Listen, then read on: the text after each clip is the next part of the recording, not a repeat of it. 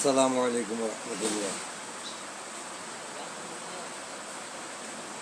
Hello বন্ধুগণ, আপনারা সবাই কেমন আছেন? আশা করি ভালো আছেন। আমিও আপনাদের দোয়া ভালো আছি, আলহামদুলিল্লাহ। আমি আপনাদেরকে কাছে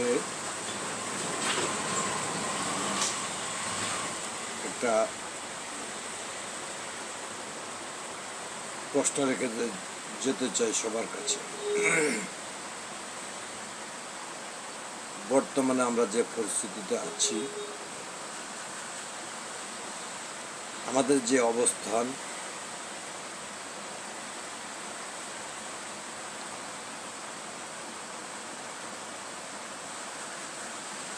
বিভিন্ন সোশ্যাল মিডিয়া,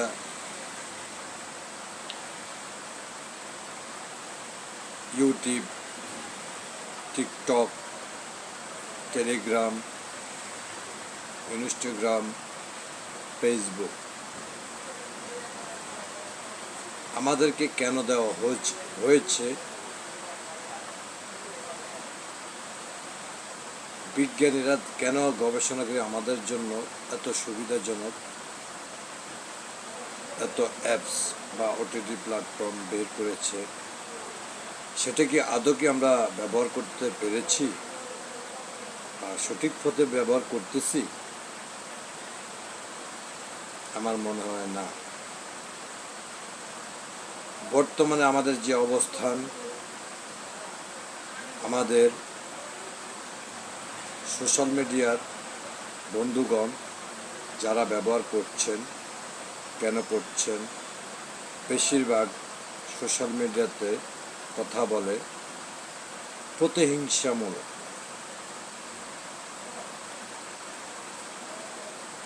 তবে আমার কাছে মনে হয় আমরা প্রতিহিংসামূলক কথা না বলে আমরা পৃথিবীর কাছে বা আমাদের বিবেকের কাছে প্রশ্ন করলে উত্তরটা কি পাব? যদি আমাদের বিবেক থেকে থাকে, আমাদের যে জ্ঞান, আমাদের যে অর্জন, সেটা মনে হয় আমাদের মেধাটাকে কাজে লাগানোর জন্য সোশ্যাল মিডিয়া, বা আমাদের মেধা কি আছে, আমাদের কি ধরনের আমরা মেধা বা প্রয়োগ করার জন্য সোশ্যাল মিডিয়া, বা পরিচিত বাড়ানোর জন্য সোশ্যাল মিডিয়া, বন্ধুবান্ধব বাড়ানোর জন্য সোশ্যাল মিডিয়া, এবং কি আন্তরিকতা বাড়ানোর জন্যই সোশ্যাল মিডিয়া। এবং কি একটা সময় গেছে আমরা একটা আত্মীয় স্বজনের ঠিকমতো খোঁজ খবর নিতে পারতাম না, বা তার খবর জানতাম না, সে মারা গেছে না সে জীবিত আছে, যে পর্যন্ত সে আমার কাছে না আসতো তার খবর আমরা কখনো পেতাম না। এখন আমরা প্রতিনিয়ত সোশ্যাল মিডিয়ার মাধ্যমে কে কোথায় আছে, কে কী অবস্থানে আছে, কে কীবারে বা কখন কী ছবিটা ছাড়ছে, আমরা প্রতিনিয়ত পেয়ে থাকি। সেটা একটা ভালো দিক। কিন্তু আমরা এই সোশ্যাল মিডিয়াকে সবসময় নেগেটিভ ব্যবহার করছি। এটা কি আপনাদের বিবেকে ধরে না? আমাদের শিক্ষা, আমাদের দক্ষতা, আমাদের বিবেক কি আপনাদের বিবেকে নাড়া দেয় না? আমরা প্রতিনিয়ত মানুষের গীবত গাচ্ছি, একটা মানুষকে কটূক্তি কথা বলছি, কিন্তু কেন? কেন? প্রশ্ন।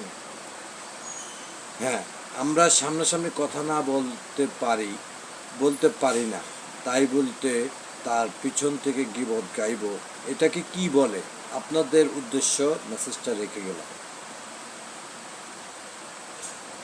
আমি আমার দৃষ্টিভঙ্গির জায়গা থেকে আমি ভাবছি যে কাউকে ছোট করা বা কাউকে অপমান করা বা কাউকে কোনো ধরনের ইনসাল্ট করা, এটা আমার বিবেকের কাছে না রাখা।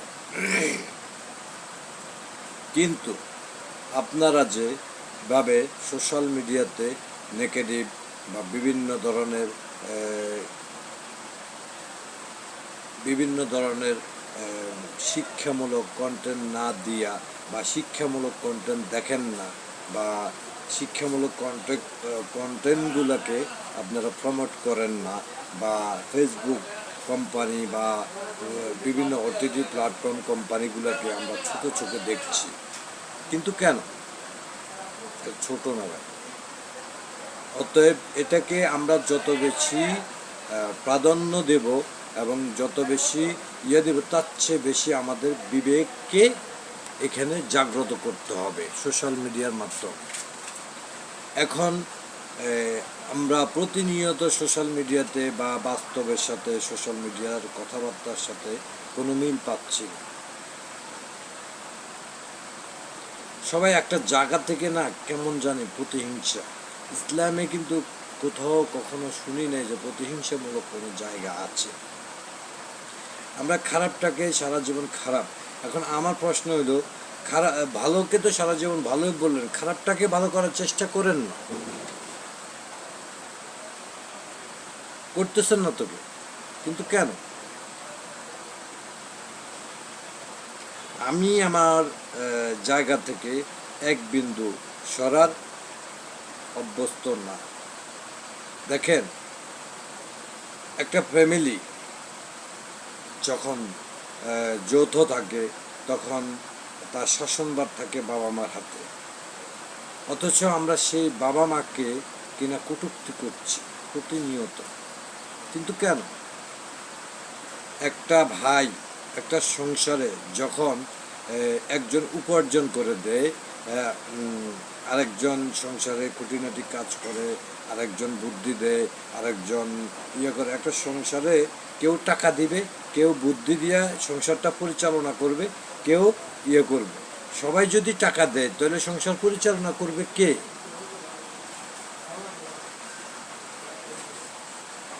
এটা প্রশ্ন। সংসারটা পরিচালনা করার, টাকাটাকে পরিচালনা করার মতো একটা লোক লাগে। এটা আমাদের সমাজ ব্যবস্থা এটা জানে না। এটা আমাদের সমাজ ব্যবস্থার লোকগুলা আমাদেরকে সব সময় কি বলে, নিম্ন চোখে তাকায়।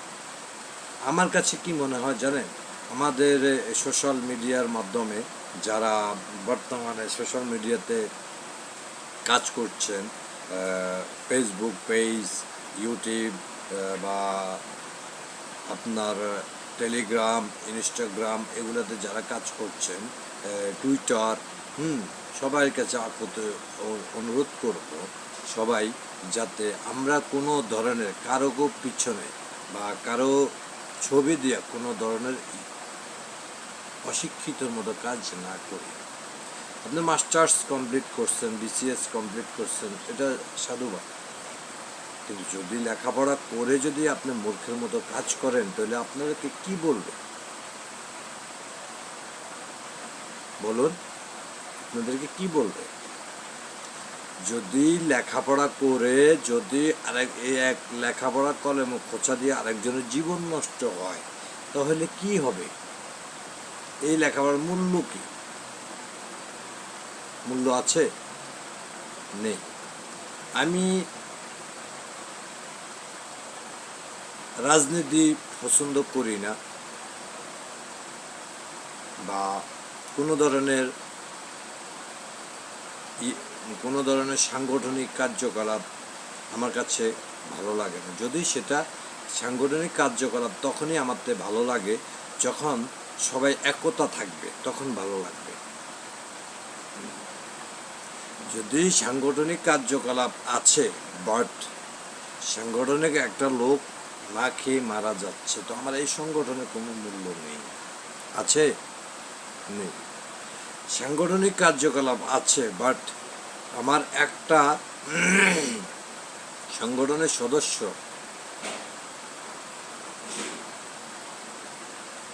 কাজ পাচ্ছে না, তো আমি সব কিছু মিলে একটু বলছি। এই কারণে বলছি, সব সেক্টরের লোকের উপর আমার এই বিভাজনটা মিলাতে পারছি না, বা আমার জায়গা থেকে আমার প্রত্যেকটা ডিস্ট্রিক্ট, প্রত্যেকটা বিভাগ লোককে রিকোয়েস্ট করব মিলেমিশি করি কাজ, হারি জিতি নাহি লাজ। মানুষ হয়ে যদি মানুষকে গণনা করতে পারেন, তাহলে আপনার মতো ভালো মানুষ কে আছে? আর আমরা আরেকটা জিনিস, কিছু হইলেই বেশিরভাগে সোশ্যাল মিডিয়া ছড়াছড়ি করি, বাট চেষ্টা করুন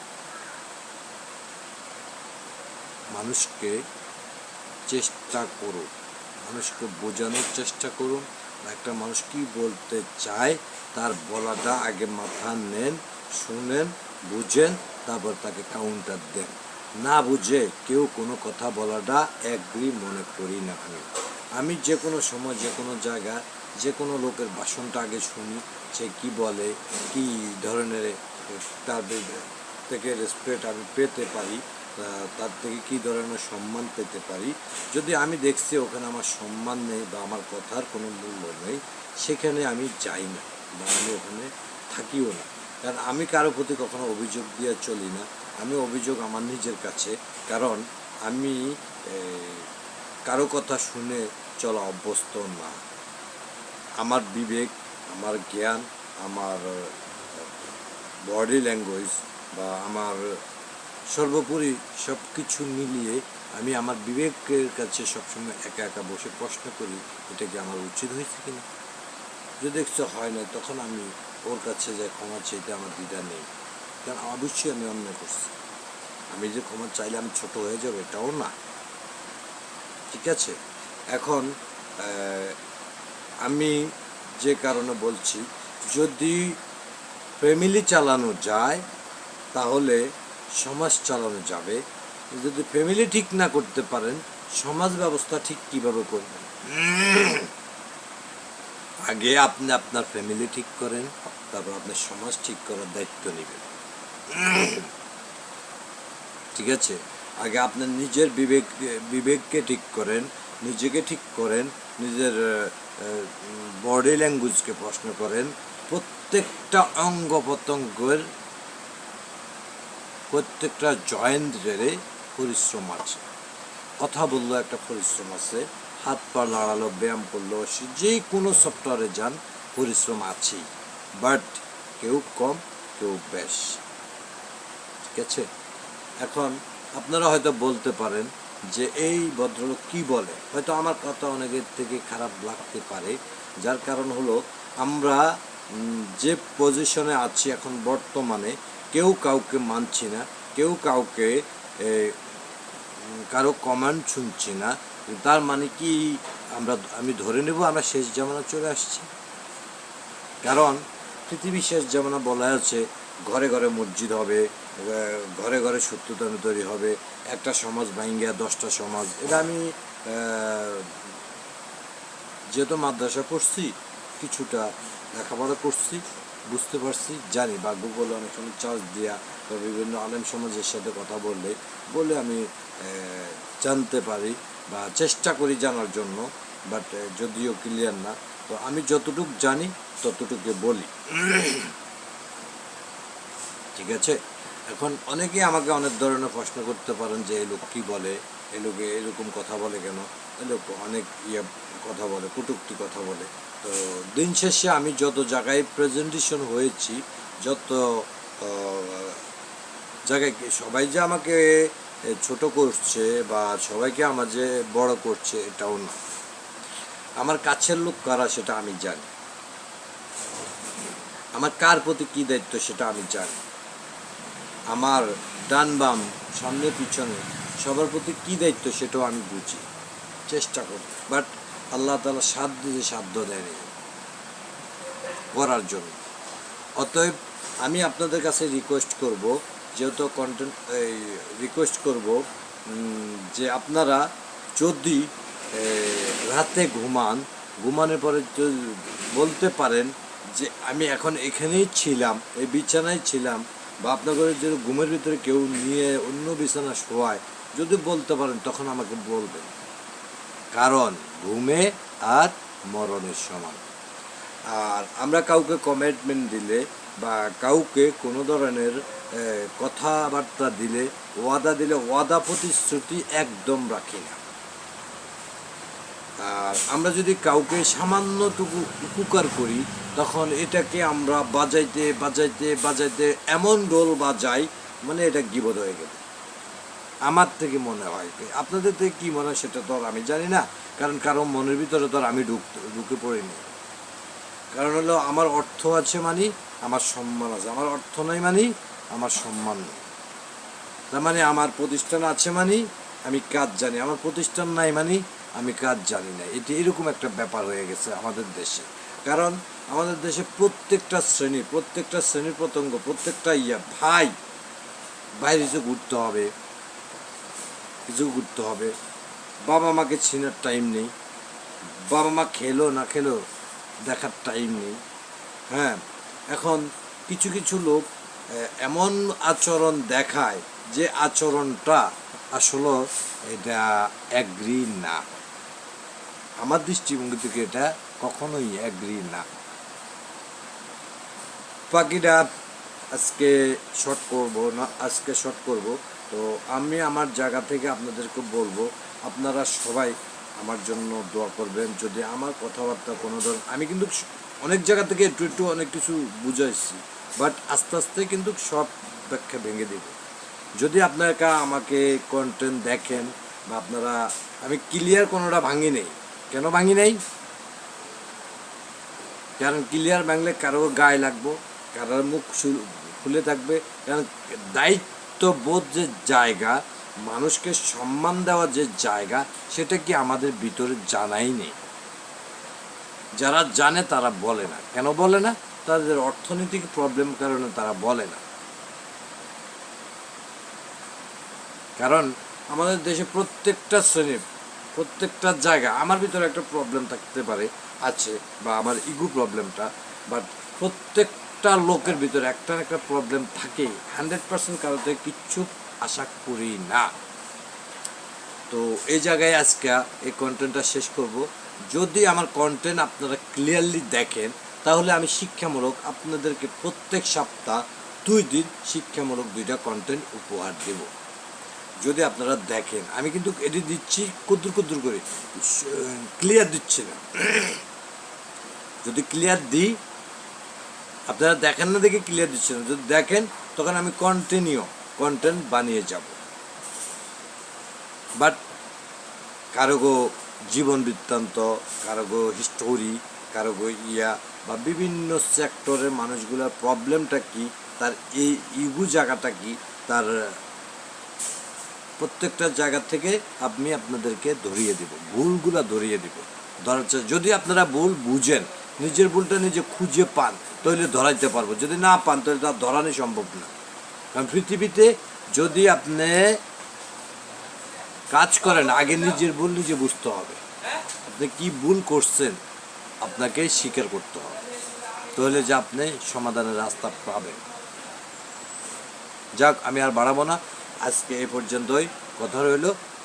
যদি আমার কোনো কথাবার্তা কারো মনে আঘাত পেয়ে থাকে, তাহলে সবাই আমাকে ক্ষমা দৃষ্টিতে দেখবেন। আসসালামু আলাইকুম রহমতুল্লাহ।